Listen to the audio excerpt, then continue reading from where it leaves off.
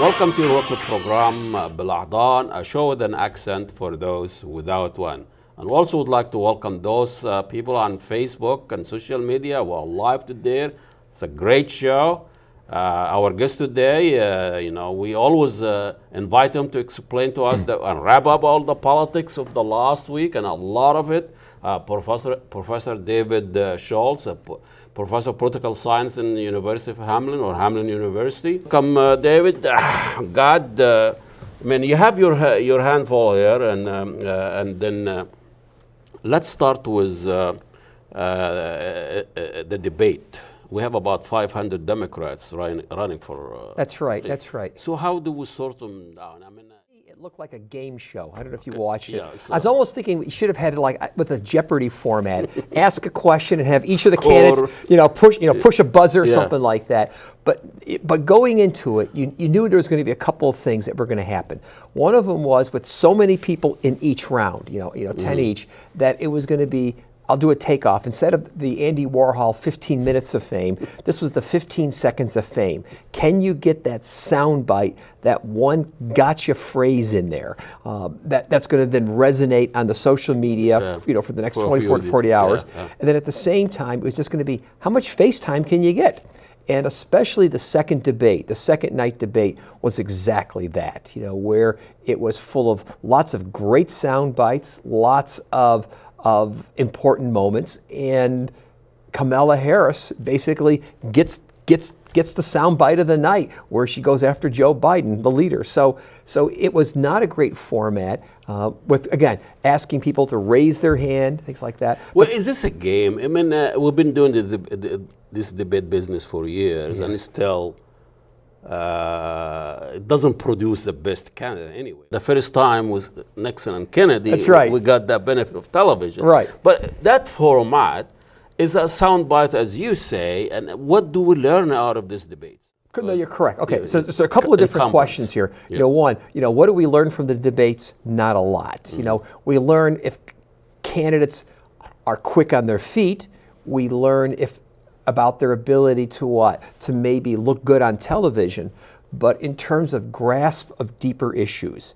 For example, asking people a question, all right, how would you go about solving the problem of prescription drug prices in the United States? Oh, and you have 1 minute to explain.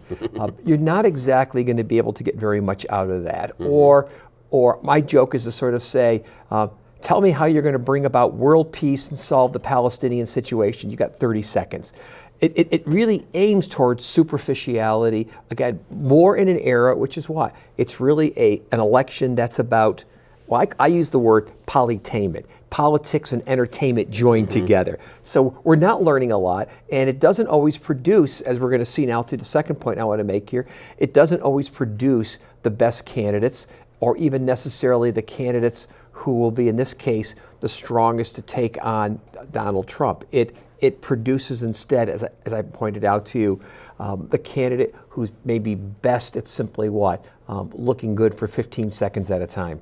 So, we're not voting for reality television. Somebody's going to entertain us every day in the White House, and that's what it seems to be. He's comfortable. I can relate to. He tell people the reason or the base of people voting is some artificiality and personality, but we need a serious leader to deal with serious problems like healthcare, wars, and all of this. And it seems like this format doesn't produce that. It doesn't produce it, and why are we still doing it? Well, because I think it's. Well, first, a good question, but why we still do it? Because no one's come up with a better format, and because it still gets enough ratings that television likes it. We still live, even though the social media is taking over, we still basically live in a presidency defined by television. You pointed out a few minutes ago here that the Nixon-Kennedy debate back in 1960, in some sense, for 60 years, we're still a television-centered presidency. And television-centered presidency means what? It's about visuals. It's increasingly about compressed amounts of time. Again, increasingly, as we know, it's about again, more about image as opposed to substance. And I mean, with the complexity of our problem now, we need somebody totally the opposite of all of that. We need Right. somebody to calm down and take their time and research and investigate and study the issue before makes sound bites decisions. Right. I think it would be healthy, myself, if somebody asked a question at one of the debates like that and someone said, you know, I'm not sure I have the right answer, or I need to go research this, or I need to go think about it more, or I need to consult, if it's an international problem, let's go talk to a bunch of other heads of states. Which you do anyway. Of course. That will be the end of his campaign or her campaign. Of course, but that's the right answer, isn't Yes, it? exactly. Yeah. Okay, so the debate is gone. Do they have another one, the third one, right? They do not have a third one for this round, but what's going to happen after this debate? Okay, so we had 20 people, 10 in each night. What's essentially happened now is that we have probably filtered out to about 5 or 6, maybe 7 viable candidates at this point. Because what we're starting to see at this point now, and we'll see over the next couple of days, is new polls come out reflecting shifts in opinion, but more importantly, it'll be the shifts in money. Who's going to start to raise more money or get less money? For example, Kamala Harris, between Thursday night in her debate performance and Friday night, raised $2 million in 24 hours. That's a pretty good chunk of money. So that's what we're going to see. And so we have another round of debates scheduled for either later this summer, early fall. Probably several of the candidates that we saw the other night. They're going to filter out. They're going to filter out. The money chase is going to push them out. I'm still, it's like a rerun of Hillary. Yes. When we see, we have an African-American Hillary here, and we have Biden. Everybody's going after him. And if this is the Democratic Party and the bosses, the old bosses of the Democratic Party insisting on Biden, we're in big trouble. We're in very big trouble. He had a very, very bad night. And he has a very bad 50 years. That's right, he did. But he did it. He had a very bad night.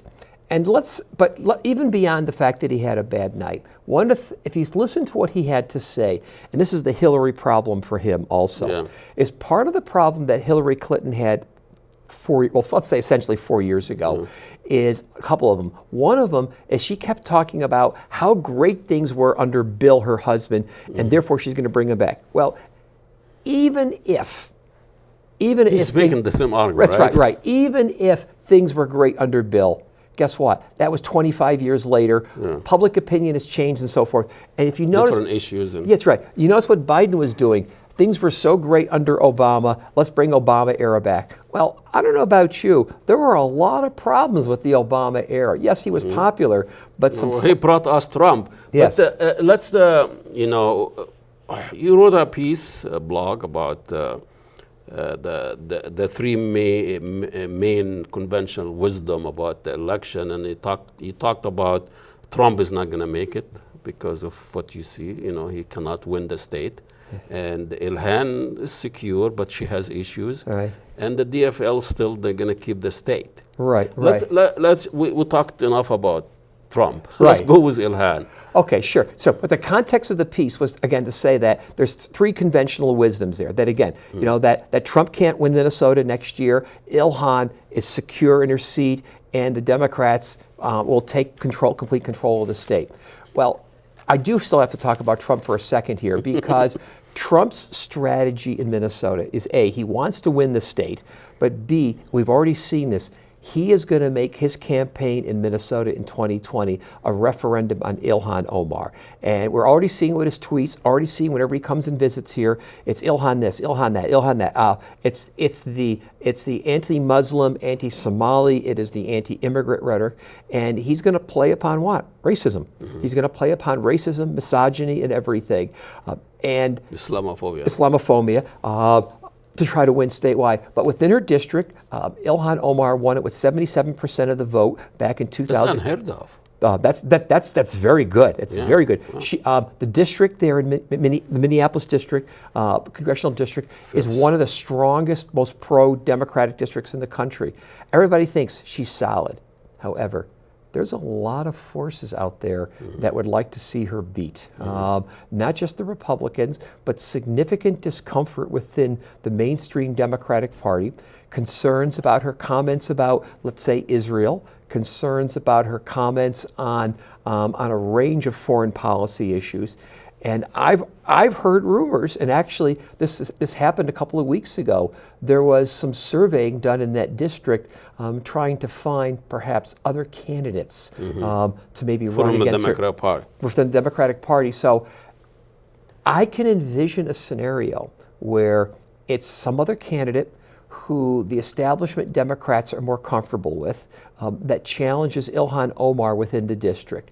And it is possible, not impossible, but it is possible that such a candidate could either win, but I think more likely split or scare her to force her to come back a little bit. But the research or all the trends are people going to a little bit to the left, and that's the problem with the establishment of the Democratic Party, and that's why the centrist loses and the Republican will win. Right. We need somebody to get the base of the Democratic Party excited, more excited. And I know Sanders kind of take two is not working as much. That's right. He's 4 years older, and he ran out of steam. But Ilhan Omar might also work the other way around and kind of excite her base, right, and bring other people. Some of the Jewish community might be a little bit, and some that. But I think it will be not just a referendum on Ilhan Omar, but it will be a referendum on the Democratic Party nationwide. I think you're absolutely correct, because Ilhan has acquired a national base at this point. She's unusual for a first term, 6 months in Congress. She doesn't know where the bathroom is. I know, I was going to say, you stole my joke. I always say my first 6 months of a job, I can't even find the men's room. Okay. But you're right. No, this is a woman's room. Women's room in this case. She can't find the women's room. Be careful there. That's right. But the point is well taken, is that usually first termers, especially this soon, you never hear from them. She's got a national base. She's raised at least $800,000, maybe $1 million nationwide. She looks pretty secure. And you're right. We got two conflicting theories here. Mainstream Democrats are saying if they're perceived as going too far to the left, they're going to lose Democratic voters. They're going to lose swing voters. Electability issue. I don't want to hear about it. That's right. Right. Really, it's tiring, and we lose seats because of this electability issue. Right. But on the other hand, there's a different theory that says that the reason why we have about 45 to 50% of the American public not voting is they don't feel like they have a choice, or they don't feel like they have a voice. And especially with younger people who increasingly identify more as, let's say, more progressive, perhaps moving to the left, perhaps being more progressive, actually brings in this new generation. The non-voters. The non-voters. And that's where the future is, by the way. Exactly. I mean, I described, 4 years ago, Clinton appealed to an old generation of voters with even grayer hair than the two of us, who are going to, I'll nicely say, exit the political system soon, versus reaching out to a new generation of voters. They're going to stay for another 20 years voting life. Exactly. But, I know our producer here want to kick us out of here, but we'll extend it a little bit more because this is very exciting and very important. Let's get out of local politics here and go to President Morsi. Yes. I don't know if you follow this. I do. This is the first democratic elected president in the Arab world. I'm not talking about it's just in Egypt. And speaking of, he was elected by 13 million people. That's right. Voted for him, and within 1 year. And we joked about finding the bathroom. He couldn't even find the bathroom still, looking for bathroom in his president palace. But there was a military coup, kidnapped out of his office, manufactured counter-revolution, and we have another general, military, coming to promise people all of this. When in fact, Egypt has been run by generals since '52. That's right. So why the West ignore something major like that this is the first democratically elected president or Arab leaders in the area, and also the way he was killed or dead, or the way he's been neglected, is almost like Khashoggi's Mohammed bin Salman. And then you have those major mass murder, Mohammed bin Salman elSisi, welcomed at the G20. Yes.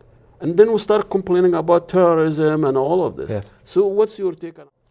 I know we were done with talking about the debates, but think about what was not talked about in the debates. Foreign policy. Goodness, that's another show. Foreign policy completely ignored whatsoever. And what little that did creep out was establishment foreign policy, which would include what? If they had actually been asked the question there would have been what? Not only strong support for Israel, but probably strong support for the Egyptian government. And it reminds me of the U.S. role with Egypt. Remember that old line back in the 1960s when they talked about I think it was Diem, who was the head of South Vietnam, and someone said he was a son of a bitch, and someone said, yeah, but he's our son of a bitch. The South Vietnamese guy. That's right. And I think it's the same thing here, Yeah, because he is protecting, or perceived to be protecting, vital U.S. interests. The current dictator of Egypt. We are not going to say anything. And the previous president, who was democratically elected, well, democracy is good, except when it's not good. Not for us. Not for us. Yeah. And that democratically elected president was kind of threatening to U.S. interests. And so I think that explains part of it. It's what? It's Egypt now, a more reliable ally for the United States. This is a problem. Right. Morsi was taking Egypt a little bit different direction, but he was willing to work with the Israelis. But I think it's not about Morsi or Sisi, it's about the process. Yes. Democratic process. Maybe we might not like it for a year or two. Morsi can be not elected next term. Right. But dealing with the process was the first time in Egyptian history we have a free election. That's right. Why can't we support this process? Because this is what's going to stay for a long time. Yeah. Sisi will be gone tomorrow. Yeah. And we did the same thing with Sadat. Yeah. He was killed and gone. Well, think about when the Arab Spring happened. Where was the United States and where was Obama during the Arab Spring? Silmiya, and he's not doing anything. Yeah, I mean, the United States sort of, but not really, sort of applauded, but we were a sideshow. Again, why? Because democracies, at least for U.S. foreign policy, oftentimes, democracies elsewhere are too unpredictable. We would rather deal with what dictators who we know and who we can work with. Our son of a bitch. That's right, our son of a bitches. Yeah, exactly. So it's really amazing that we haven't learned anything from our debacles in Iran and in Iraq and Syria and all of this. That's right. Because we're supporting dictators and mass murders. Oh, yeah. Well, Professor Schultz, thank you so much. Always pleasure to have you here. Have me again soon. Thank you so much. And Professor David Schultz is a political science professor at Hamline University. We're talking about election, Democrats debates, the death of a president, and all this good stuff. And we'll see you next week. Assalamu alaikum, and God bless you all. Gave birth to the Tamarad, or Rebel Campaign. On June 30th, 2013, on his first anniversary as president, millions of Egyptians gathered to denounce their leader. The writing was in the sky. Egypt's future president elSisi, the chief of the armed forces, ousted Morsi on July 3rd. Let's talk a little bit about Egypt. And last week, Egypt lost the first civilian democratically elected president since nobody, never, ever. And he is also the first president to die since 81, Sadat was assassinated by a military man, and they claim he's Islamist. Revolution in 2011, then we toppled Mubarak, 18 days, toppled 30 years of dictatorship. Everybody was hoping for change, freedom, dignity, justice, the chanting in Tahrir Square. And there was a presidential election, and this is the first fair and square presidential elections. We have Morsi, which they call him in Egypt the Steb. This guy wasn't even thinking about getting involved in politics. Fair and square against another military general, Ahmed Shafiq, and Morsi won, 13 million people voted for Morsi. And other election for constitution amendments and election for parliament, Islamists won the majority. And within 1 year, before even Morsi find out where the bathroom is, before he knows where the dining room is, they used to eat on the floor. And before he knows what's going on, and I didn't think he knew what was going on. Incompetent, naive. He thought he can play politics with the military. And he was toppled by his own Minister of Defense, Abdel Fattah el-Sisi. And Abdel Fattah el-Sisi, all he did during the revolution, he was the head of a division that their main job is to force virginity test on young women, Tahrir Square. That is all he done. And elevated himself during Morsi, became the Minister of Defense. They fabricated a protest, an uprising against Islamists and against Morsi. And with the Gulf money and the endorsement of Israel and the West, the counter-revolution were able to topple Morsi. And Morsi was kidnapped from his office for almost a month. Nobody knew where he was. And then started a trial. A trial is no other trial. It's like a trial of Zenda. I mean, this guy was considered the most dangerous man in Egypt. He was not allowed to speak. He was isolated. He was imprisoned for, in confinement. He was, put in cage. He was not treated well. His illness, diabetic, prevented from getting his medication. Medical neglect was strategically designed by doctors to finish him off.